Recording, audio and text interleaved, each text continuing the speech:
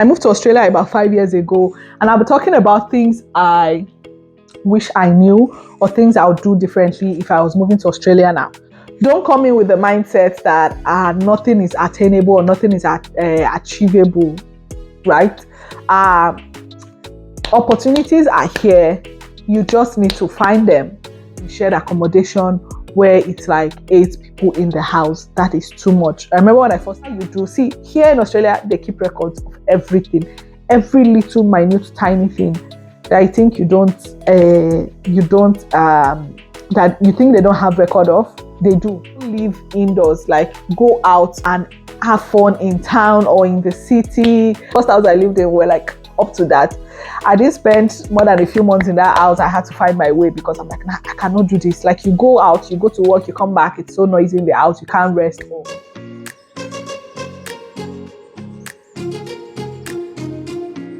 Hi guys, welcome back to my YouTube channel. My name is Lola Lolita. If you're seeing baby girl for the very first time, welcome and welcome back. Okay, I hope you guys are doing well. I am doing well. Today we are going to be talking about 5 years in Australia. What would I do differently, or what would I do if I was moving to Australia now? Like talking to my old self, what would I have done differently, or what are the things I would encourage you to do moving to Australia? Okay, if you're new to my channel, I do videos about lifestyle, just living life, tips and tricks to settling in Australia as a migrant. So if you don't know, I've moved to Australia and it's been like 5 years now. Okay, I moved to Australia about 5 years ago, and I'll be talking about things I wish I knew or things I would do differently if I was moving to Australia now. First of all, what thing I would encourage you if you're moving in as a student, or whether you're moving as a student or you're moving in as someone that is working, right? If you're moving as a student, I would encourage you to live in shared accommodation. It would save you so much money.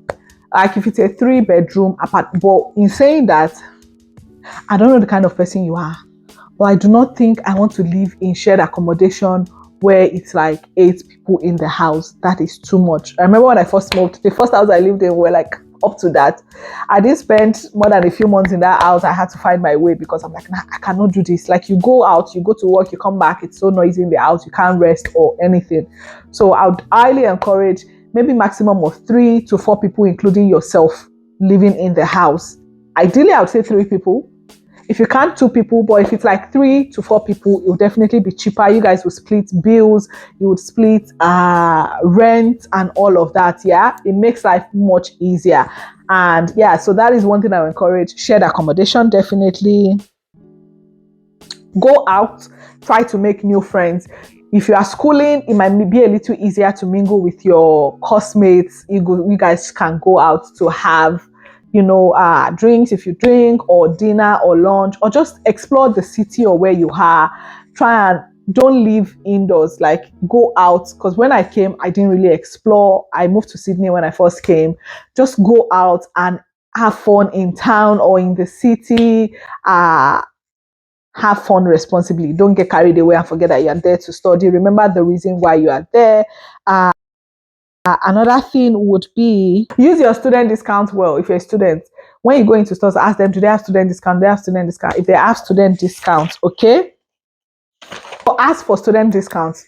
Best believe a lot of the stores, maybe they have 10% off, or I've seen places where you want to make your nails, right?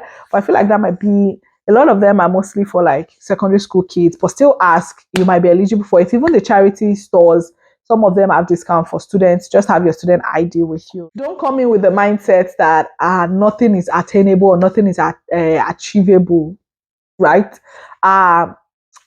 Opportunities are here. You just need to find them.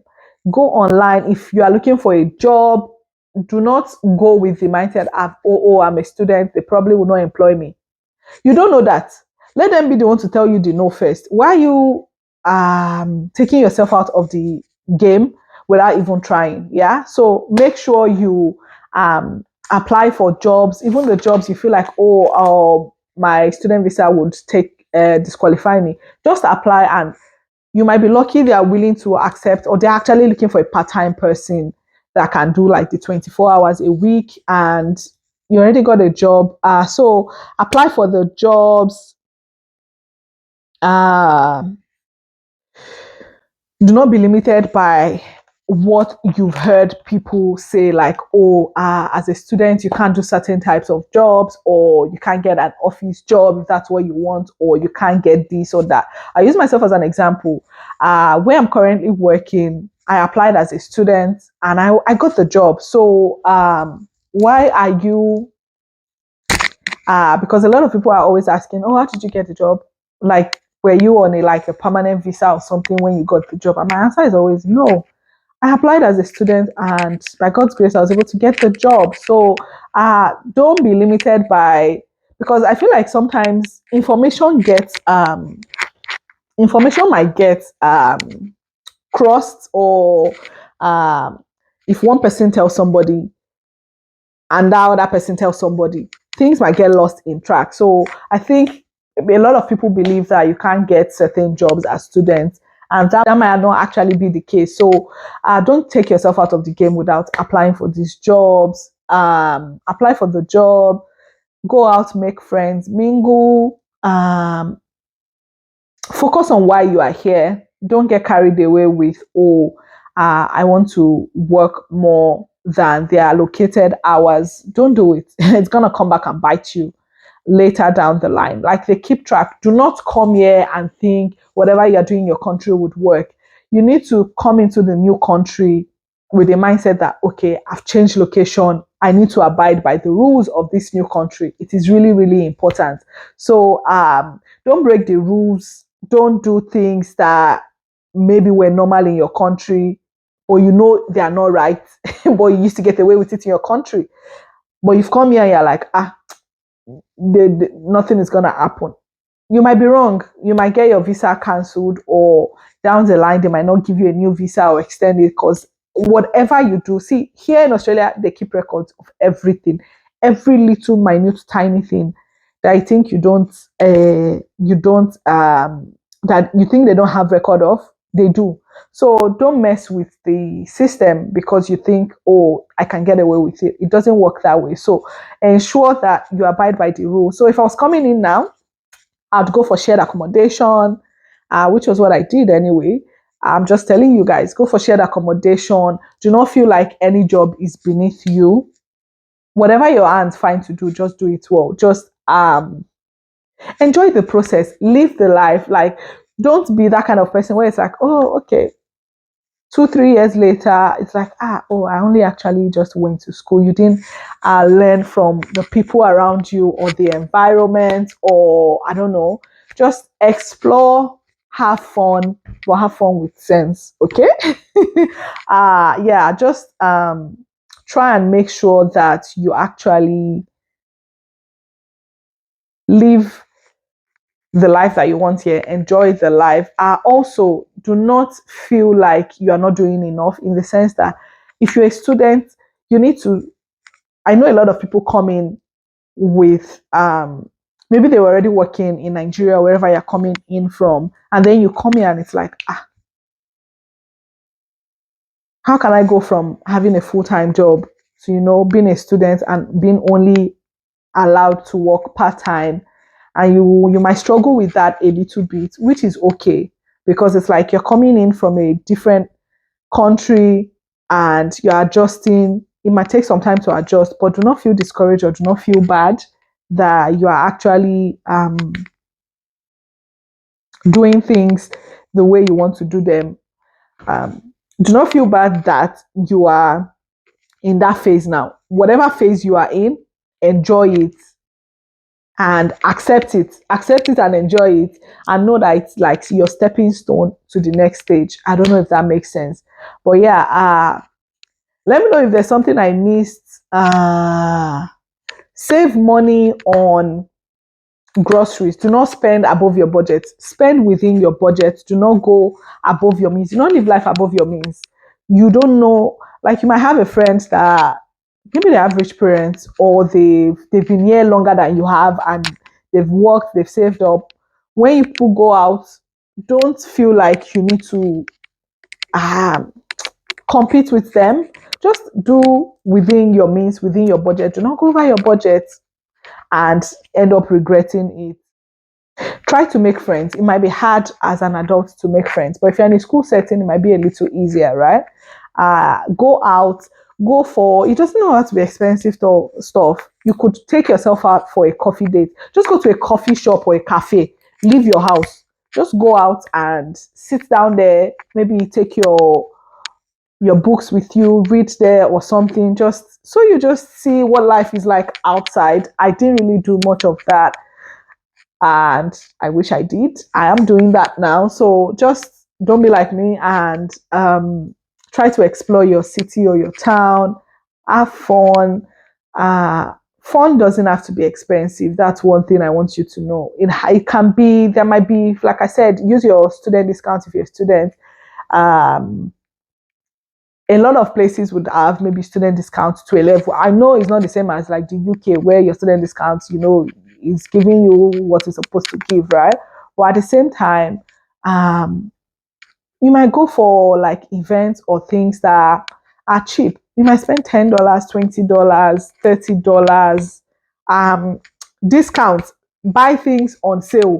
When you see things on discounts for Woolies and a lot of the other stores, it's the yellow stickers. It doesn't mean they've gone bad. That way you save money on groceries. A lot of times, a lot of the stores, they have like weekly sales where this week, there's a yogurt I really like to buy. I'm just going to use that as an example. If I go to Woolies this week and it's full price, best believe when I go next week, it's half price. So they alternate the weeks. So I don't usually buy it the weeks when it's full price. It's about almost $4 on full price. But the following week, it'll be half price, like $2. So why would I buy it when it's $4 when I can wait when it's $2? So when it's $2, stock up a little bit on it. And then, the following week, when it's full price, you're not buying it because you still have in the house. So just look for deals like that. The fruits, there's nothing wrong with them, but also always check the expiry date. They're not going to put things that are going bad in the store. So check the expiry date. And a lot of them, there's nothing wrong with them. They just have discount. They're probably trying to push out old stock because they are new stock. So look out for discounts. It will save you money. Don't feel like you're above discounts because in this economy, with inflation, you need it. So just think about ways to save money. You can save with food. I don't know if maybe in your shared accommodation, people end up cooking together or you buy some things together. Depends on, I'll say maybe if you are all Nigerians or you are from a country where you have similar taste board. Ideally, I would say cook your own food because food, they cause fight, whether we like it or not. So maybe there are things you can. The good thing with living in a shared accommodation, you can always borrow stuff. When I say borrow, so maybe you ran out of onions and your flatmate has onions. You can always ask them, don't assume. Ask them, can I borrow your onions? When I go to the store, I'll buy it back for you. Something like that. It might make life a little easier, especially when you come in and you don't have a car and maybe you're not living close to the shopping center. So those are some of the advantages of living in shared accommodation, and it will save you money. I hope that has helped you one way or the other. I feel like I've missed a lot of things, but let me know in the comment section. I hope you guys have enjoyed this video. Don't forget to like, share, comment, subscribe. And baby girl, I will see you all in my next video. Okay? Bye.